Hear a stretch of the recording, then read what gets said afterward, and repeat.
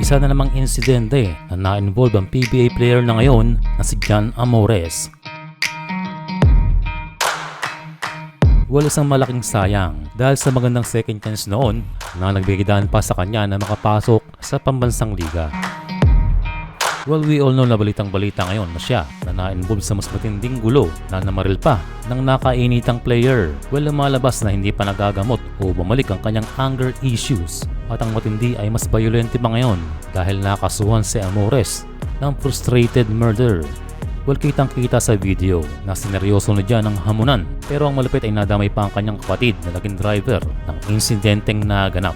Ito ay sa bayan ng Lumban, Laguna, na kung saan ay malapit sa hometown ni Amores na bayan ng Pagsanhan.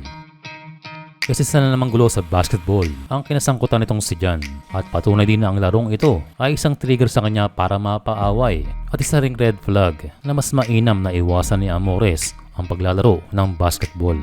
Napaaway sa Binild, meron ding insidente sa isang UP player.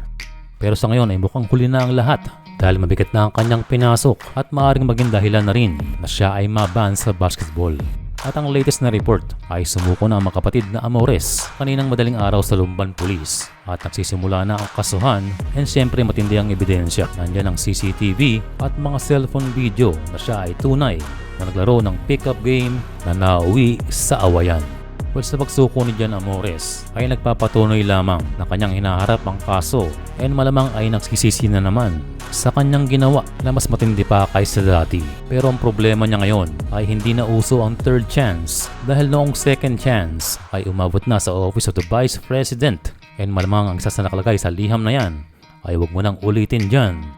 And finally, yes, mali ang nagawa ni Amores. Yes, magsilbi sana itong aral na ating pahalagaan ng mga pagkakataon at mga opportunity dahil sa isang higlap ay maaring maglaho ang lahat.